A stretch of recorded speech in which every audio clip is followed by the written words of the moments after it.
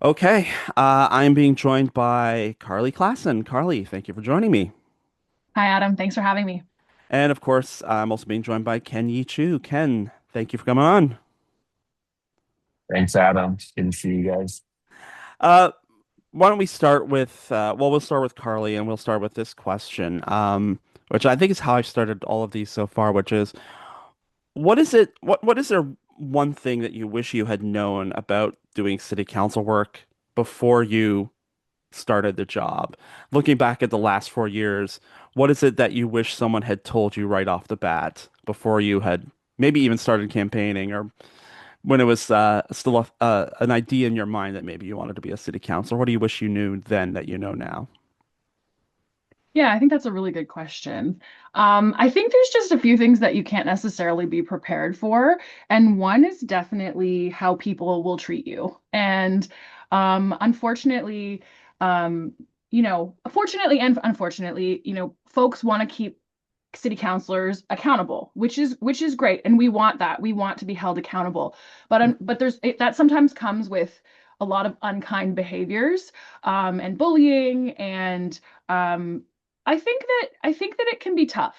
I'll be honest. I've had certainly some tough moments where I have felt maybe unnecessarily targeted about a few things, especially after I had a baby. Oh, And I wish that I had maybe known, and maybe I did to a certain extent, but it's difficult to set those types of boundaries and also to know that there's nothing that you can do about certain behaviors and how certain individuals might show up in the community. And so I wish I had maybe been a little more prepared for that because I hadn't really dealt with that level of public bullying, to be honest with you. I feel like a little bit of that's what it was. And I get a lot of criticism and I got a lot of emails, and I think all of us do. But there's a difference. And I learned that line, and I wish I had known a little bit more going in because it would have been a little bit of uh, a lesser difficult lesson to learn. I'm almost afraid to ask, but if you feel comfortable sharing, I mean, what is it about you being a new mom that was so antithetical to you being a city councilor? I don't know. Maybe it was timing. It Maybe? could have. Okay. I'm not sure if it was timing or if it's also that I was more in a vulnerable position, and I think that when somebody's in a more vulnerable position, it's easier to take shots. Sure, sure. Um, I'm not entirely sure if it was just poor timing or if it was just the way that things kind of unfolded. But certainly and I've been pretty transparent and open about, my journey to becoming a mom and now being a mom. And I think that also when you're when you're a city councilor, you put yourself out there. And I think that I would hope that it wasn't intentionally because I was a new mom, but it certainly felt like that sometimes. Okay. Ken, how about you? What do you wish you knew then that you know now? I guess there are two components to it. Like, I guess first on policy piece, uh, we didn't expect Bill 23 to come at us days after the election. So for me, like I wear the planning hat, and that's kind of how I approach um, policy. And yeah, all the great things that I was sharing at the door, it kind of went out the window a little bit there. So I think there's just a lot of unexpected changes to Hmm. what we're used to that I think really made us have to evaluate like how do we preserve the integrity of our organization but also be adaptive. So that for me like was the biggest one. Hmm. Um, and I also had some overlap with my previous municipal job being elected too. So yeah, just being able to see it from the staff perspective too and how much the changes would make an impact made it a little difficult for me to kind of walk the balance between what is important to advocate for and what is also important to just kind of wait and see with.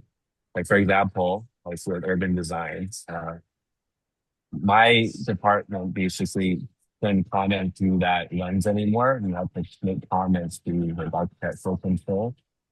So there's a lot of creativity and improvising that had to be had. Um, so that was a little difficult. And I also just learned um, whereas as a recent that some of my coworkers aren't even there anymore because of all the leading of the organization. So there's a lot of changes that weren't foreseen for better for worse. Mm.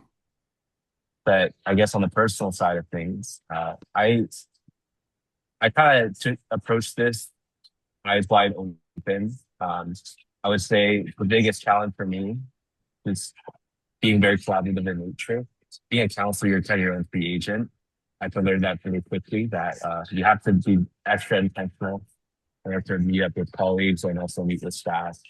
And just going into that was a little bit difficult because I had the expectation or like maybe we'll hold hands a little bit and be able to talk more openly with each other. But you quickly realize that there's a layer of politics that comes with optics and also that you have to navigate. So I would say just on a personal level, that for me was something I had to get used to. Mm. But I'm also in the seasonal life where I could be more explorative as well. I had reacquainted myself with my design school, did some graduate studies, did some guest lecturing and teaching. So that offered me like a level of creativity that I didn't have when I was working full time. Mm. So yeah, my thoughts on this experience has been very neutral. Like I tell people it's been an interesting experience. Um, you get the best, you see the best and you see the worst of things. So I want to lift off from a couple of places Ken introduced us to. And the first part is there has been a lot of changes, but as a changes in the functioning, particularly around planning. But I mean, one of the things that has been happening is that counselors don't necessarily come in with expertise in all the areas that you need to bear judgment on. So, Ken, from your point of view, um, how have you been able to sort of keep up with the changes? And have you found that and maybe there's been an added level of difficulty too, because staff is trying to explain changes to you as counselors at the same time they're trying to understand changes that have been put upon them, especially in the areas of planning, which, as you said, is one of the, given your education and your background and your work experience, that's of particular interest to you. well, I guess I didn't realize how quickly I had to learn to become a lawyer, gonna get to this job. There's definitely a lot of legal that we've had to navigate very quickly.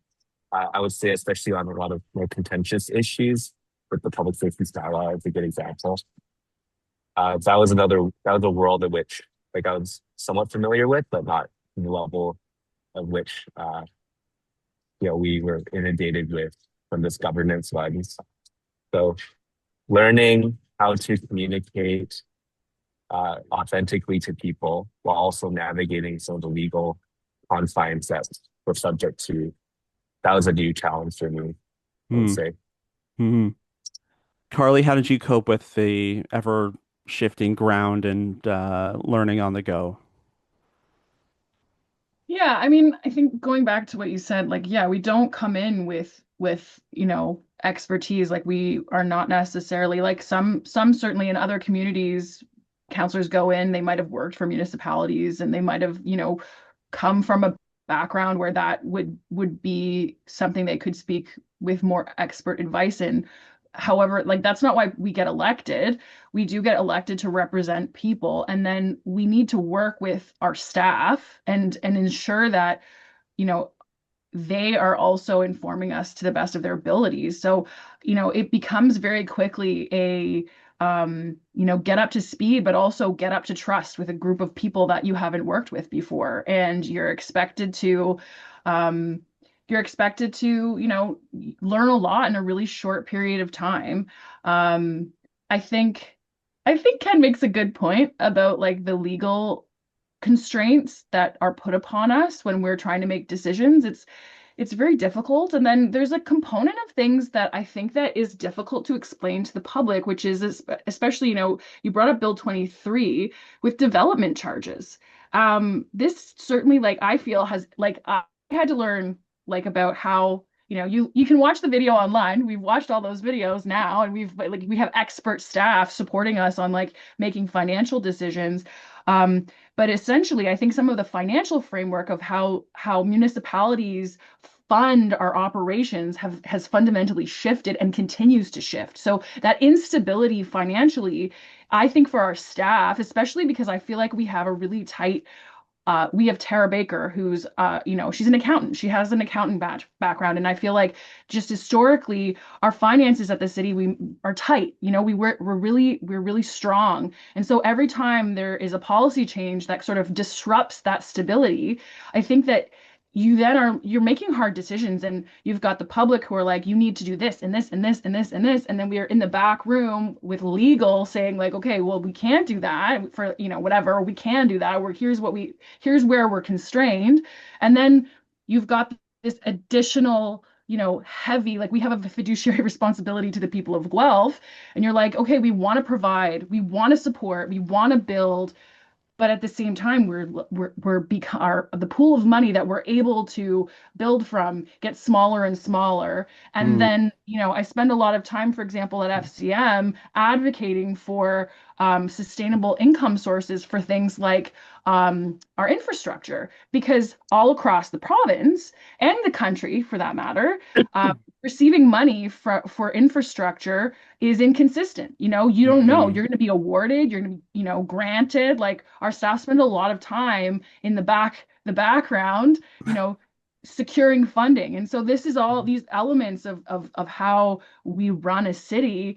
mm, I think has been a huge shift, and a huge challenge. But I think that, like, as far as coping with it, you've got to trust the people around you really, really fast. mm, And also know that, like, there are so many experts that are employed to do that work. mm. This Can I kind add of, one thing to that? yeah, go ahead. Yeah. I would just say we spend a lot more time on our ways of interpreting policy over implementation. I think that's a Mm, good description of this past term, because if the ground is shifting all the time, the conditions are changing. And like, we have a consensus model at the end of the day where we're supposed to talk about good, better, best.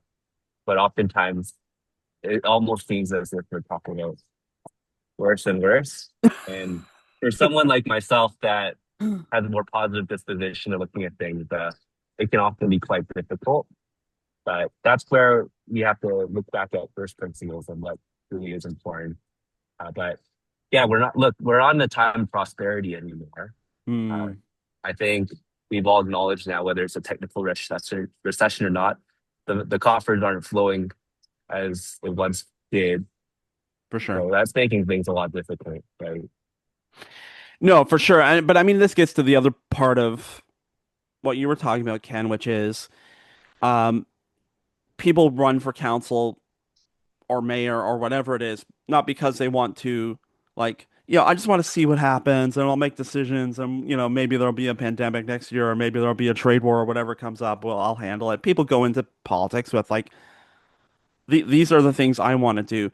So when given, the last 4 years and given all these changes prescribed from upper levels of government we've been talking about, how much of the job that you've done, and Carly, we'll start with you, how much of the job you've done in the last 4 years has been about playing manager and managing files, and how much time have you been able to spend on the priorities you ran on? Yeah, I mean, you're right. Like, we run on these hopes and dreams of changing things, or maintaining things, or growing things, and then we do end up.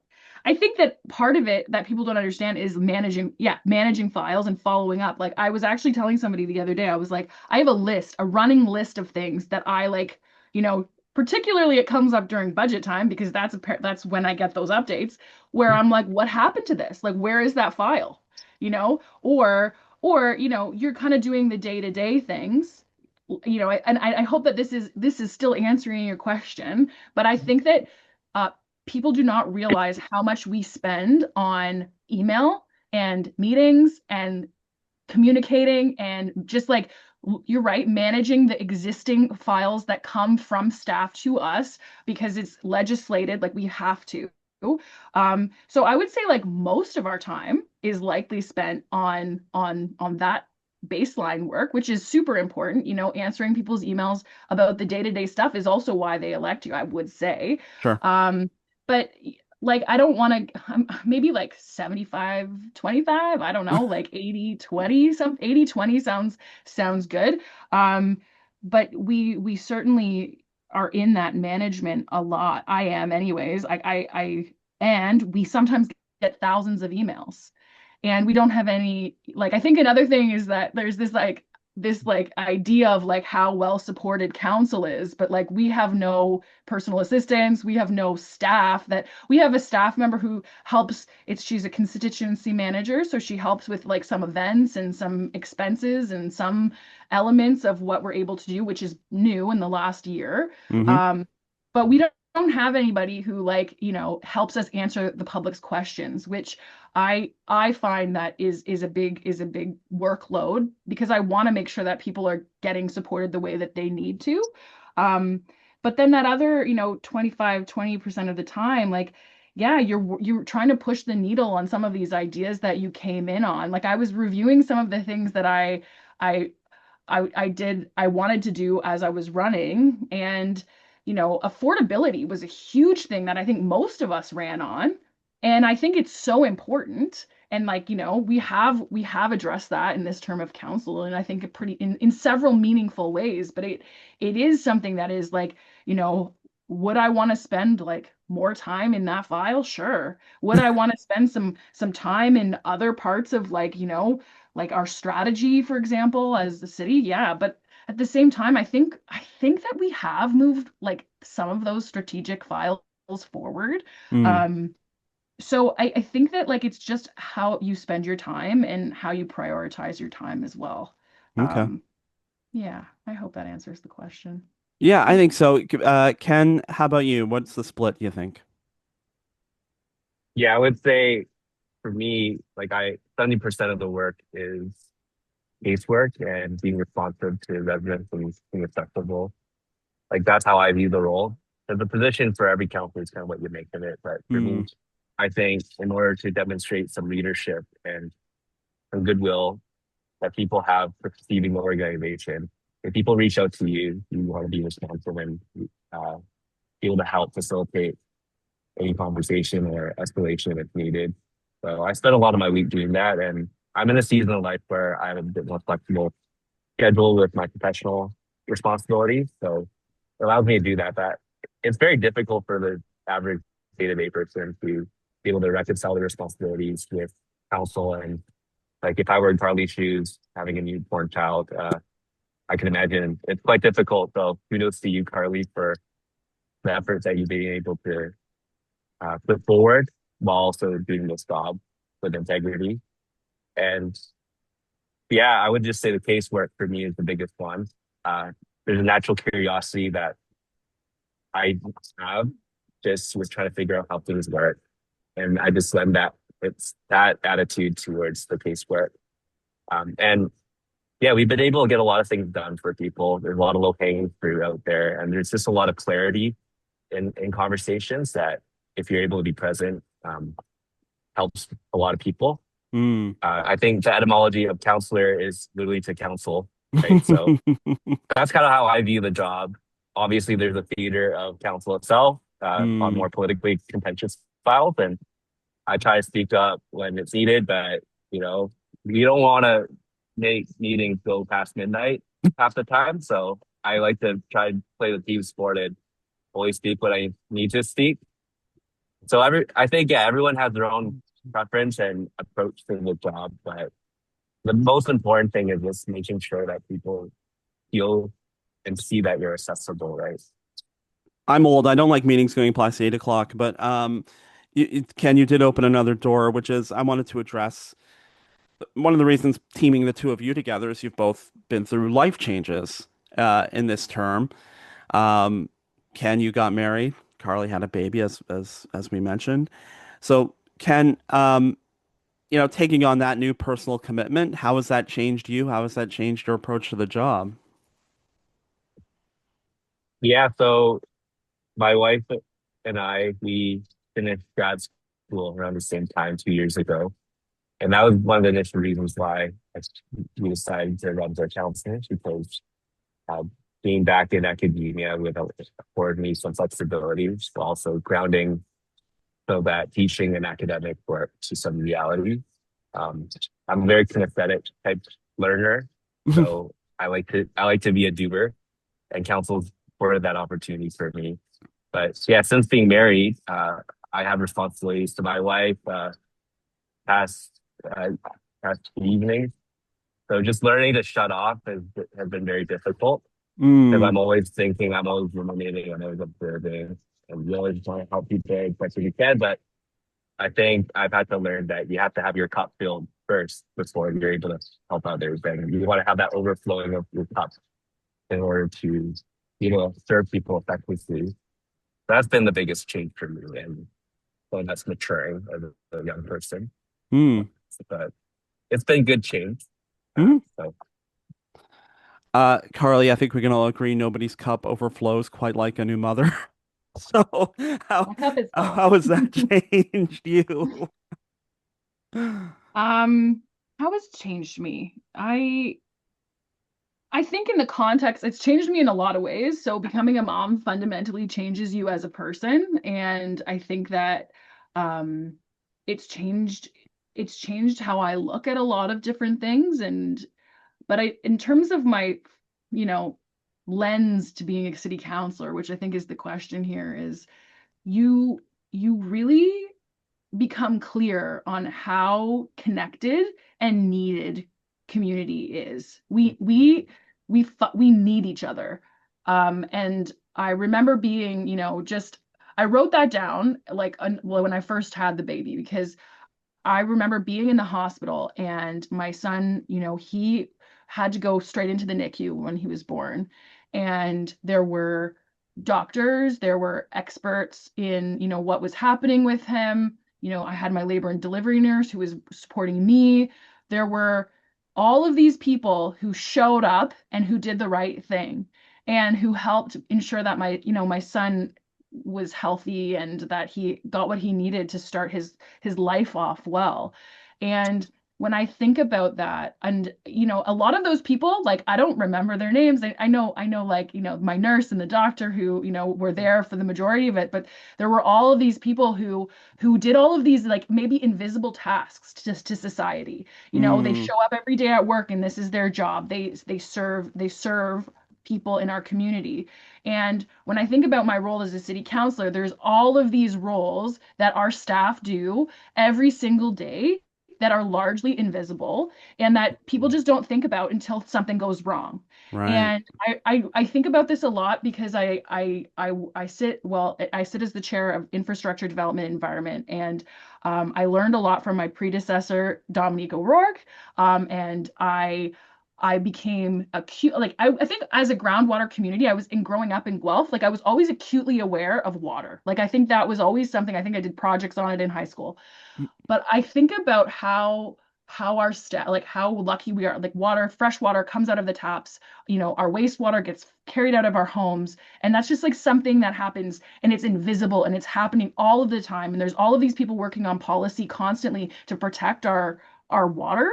And I think about how we need all of these people to be supporting us. And that is what our government really is. And so I think it's woken me up to like how critical our roles are and to a certain extent and how much I depend on other people. And Mm, like my own understanding of my dependence on the community has become a little bit more laser focused. And so I think that it's changed how I spend some of my time. It's also made me aware of like challenges for different types of people and different phases of life that we're in. And I, I have to bring this up because every opportunity I get, I'm going to take it. But like, childcare, for example, is something that is still something that is a big challenge. And while I am not a federal representative, it impacts people here in Guelph on the ground every single day. And it's again, it's not necessarily something parents just like will figure it out. It's a bit of a challenge that you kind of just have to like, you know, I'm saying I'm speaking from a place of privilege too because I do have really good childcare and and that's how I'm able to do the work that I'm doing now.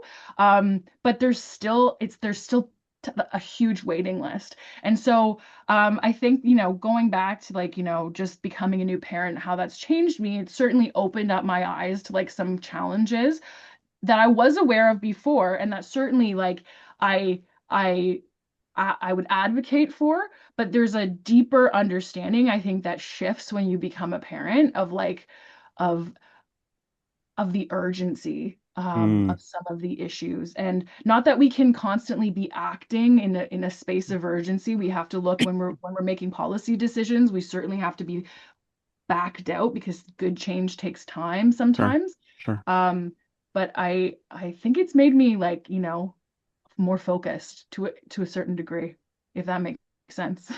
No, it does. But I mean, along with that, and this is another reason I wanted to talk to two of you together. I think it's pretty easy to say you two represent, and not as an official role or official title or anything, but you two are the youngest members of council. And so many of your colleagues on council are themselves like, but maybe with one or two exceptions, have adult children or are approaching retirement or have been retired. Do you feel that? I mean, and it's also hard, a lot of the delegates I see at city council are on the older side too. So it feels like engagement in municipal politics, at least in that official council parameter, feels like a very sort of older, more experienced thing. So, Carly, do you feel like, the weight of Guelph's youth is on you on at a municipal level? I appreciate that. I appreciate that we are the youth of council, which is crazy because I'm pushing 40, right? So I feel that I was downtown on the weekend and I was spending time in some public spaces and I spoke to a parent and she said to me, it's so good to see that there is a parent on council who's actively going through this because you represent us and we can't always show up. Mm, And I think so. So from my perspective, I think that yes, like I think it's important. We need more young people involved in politics. Like we need all voices at the table, and also, frankly, we need more diverse voices at the table. It's not. It's youth. It's people who look different, who are different, who have different needs. We need them at the table. Our youth, and like I think about, and we can get into a few different conversations from this. Um, but I think people want to engage. I think they want to, but they can't engage in necessarily because, Ken touched on this earlier. It's the flexibility, right? mm, I'm also very privileged that I have a job that is very flexible. I do work on weekends sometimes, but I'm able, because I'm self-employed, I'm able to make this job work with my schedule. Sometimes it's very crazy, but not everybody has that flexibility in their work. So a lot of, people my age, they go to work and, sure, they might have like flexible days in or out of the office, but they're expected to work, 40 hours a week, Monday to Friday, and there's that baseline expectation. And it's a lot of hours. It's a lot of hours in a rigid time of your day. mm, So I think mm, that like, when I think about people who are in my age category, they're also trying to build their careers. They're trying to perchance buy a house or save or just pay their bills. A lot of people are just trying to get by. And it's, I think, challenging when you're, and that's not everyone, but there's certainly this need to build in your 20s and 30s when when you're out of school and you're trying to build your life and what that looks like. You're figuring out what you can and can't do. And unfortunately, I think that public or civic life, it does take time and it takes understanding. And so you have to choose, and I do wish that it wasn't such a big choice for many people. Mm, But as long as, again, that this remains like a part-time job too, it's not going to be something that everyone can have access to. for And sure. yeah, I would certainly like to see, I remember being surprised that it was Ken and I, and the age gap between Ken and I is 10 years too. So, and Ken and I think over the years have connected and talked about it, but it's crazy that there's two of us sort of representing the under 40s. And that's a huge part of our city's population. For sure. Um, so yes, the weight of the youth are on our shoulders for sure. And Ken, you talked about finishing grad school when you ran for election last time. I mean, you're even kind of closer to the youth. You were among them in the and in terms of a sense of community as you were running in the previous election. Yeah, it didn't occur to me that I was the youngest until, well, the day reporter told me 4 years ago on election night. But like I just view things as from a personal lens as part of my the season of life that I'm in. Like I'm afforded the opportunities to be more flexible and entrepreneurial, and yes, it is a bit of a privilege to be in that position. Absolutely. Um, but I think at the end of the day too, like we're representing people that want to see practical change, and Mm, from the city, a lot of that practical change uh, comes in how do we deliver our core services, and a lot of that draws from our operational budget. So it's a bit of a paradox because we don't want to increase the tax levies, but a lot of the essential needs they come from the operating budget. How do we reconcile that? But at the same time, too, people don't want to hear about the limitations of government or see what the prosperities are as well. And we have to find a way to project that thought leadership in a way that's grounded. And we have to also come to people where they are as well. So we can't expect that 70% that's not engaged anymore to magically tune into our council meetings. Um, and there's this quote that I found from one of my readings on the Lee Kuan Yew. He's one of the founding presidents of this thing. He said that world debates lose meaning when they ignore real world consequences.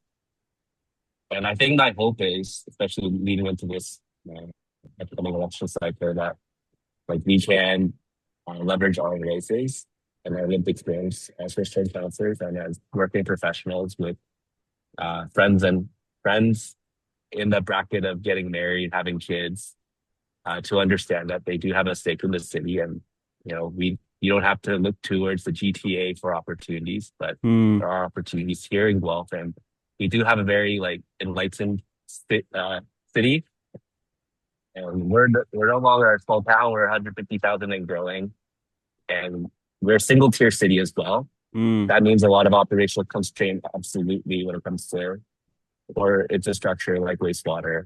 But there's opportunity to catch our own destiny a little bit here. And I do think we can preserve that uniqueness in the city, but it takes people working together and collaboratively. I hope that we can create that culture leading into next term, whether it's also mentoring and being accessible to candidates uh, that are seeking office. Like that's kind of the role that I want to play, and I'm thinking probably would also like to play as well. We've had a lot of conversations on our end, Gwen FCM and AMO to connect on those issues. So, yeah, in a nutshell, that's kind of how I see things. Like, how do we get our council meetings from 8 hours to 4 hours, but have some good substance and good conversations on first principles, but also get to the meat and potatoes, right? I think you're a very big advocate for improvements of transit. We are too. That's fair to say. So Yeah. how do we realize that? So we have better frequency on the 99 and coming down up and down Gordon, right? So you can get to work and you can get to council meetings so you can do your top quality reporting.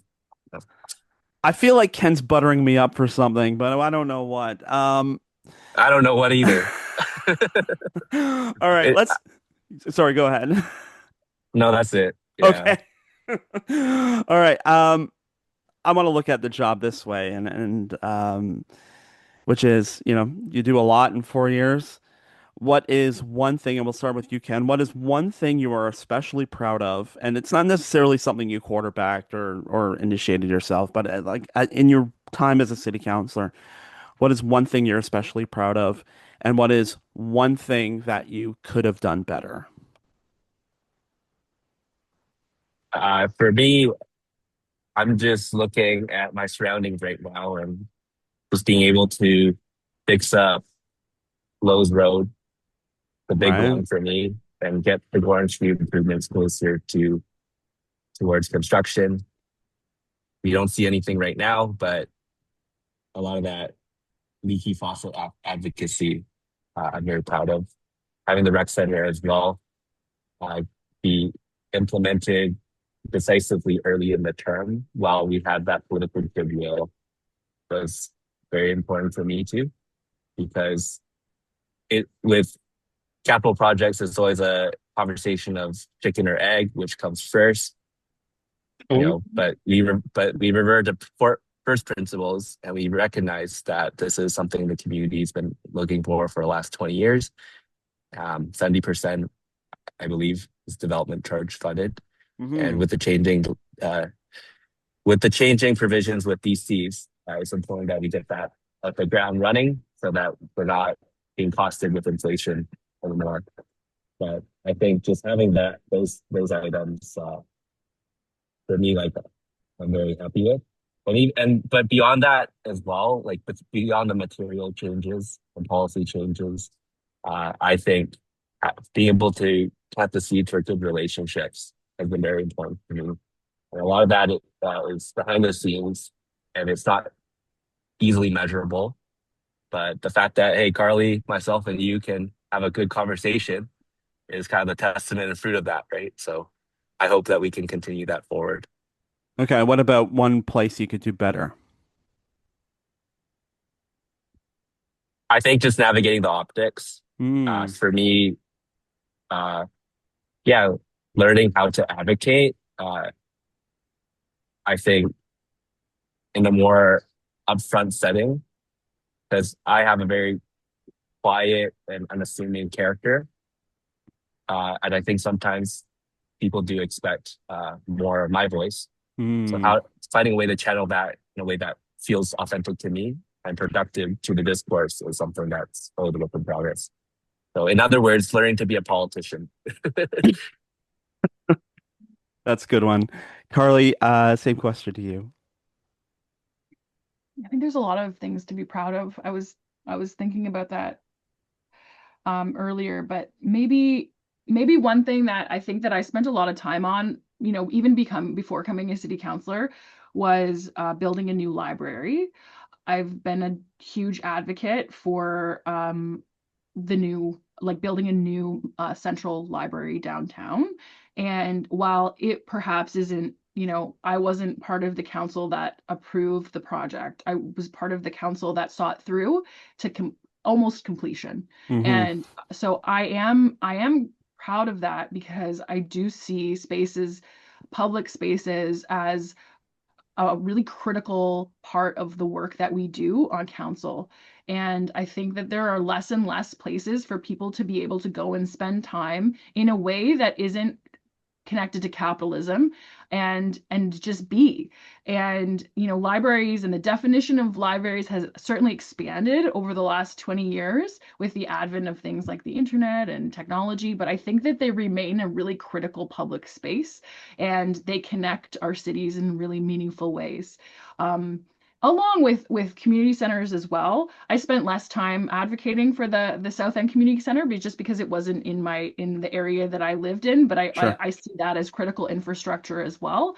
Um, I'm proud of some of the work that was too, like we've done around um, daytime shelter. Like I think that's a big thing that perhaps isn't talked about. Like it should be celebrated. Like this council invested in something that isn't part of, what we are supposed to be doing. And I am happy to see that we have spaces for our marginalized community to go to.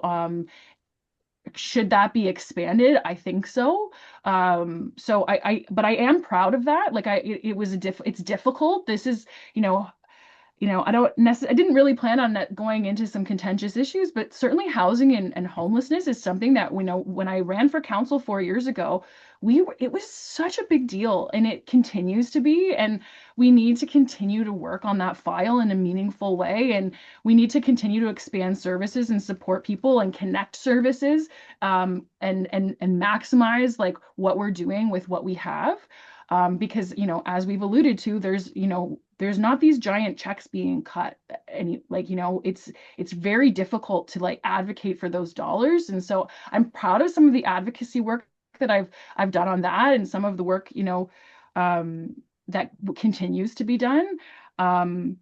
As far as, other like downtown infrastructure is something that's needed to get done. It's really difficult, and maybe, and I know that that's something that is difficult for so many people. And I really wish that, like, you know, from a policy perspective, we're limited in the tools that we can use, and it can be very expensive, and also the provincial government legislates how we can support our businesses.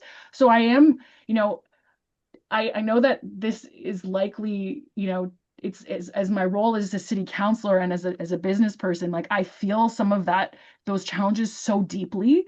On the other hand, I feel like we have maybe not necessarily done a cohesive enough job communicating all of the different ways that we can support our town.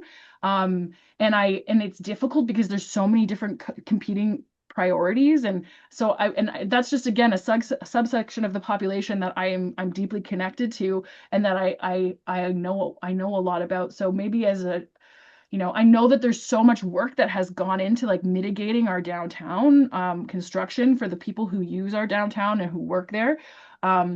So perhaps, just learning from, like, I think communication, like I look often at other municipalities and how they communicate information and how they share information. And I think that there is some lessons there that I think that as a city, we could expand on and look at how others are being successful or not. And I'd like, I did start saying that with regard to the infrastructure project, but I know that for many people, like they don't know where to get information from. Hmm. And so I think that as we go forward into like also like a new, like AI is also becoming a place where people go to like get a lot of information, like you type a question in.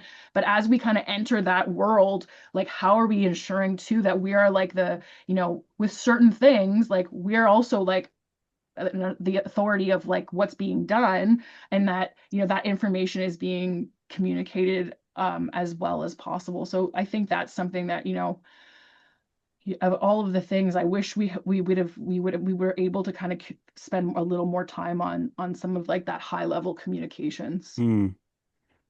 Okay.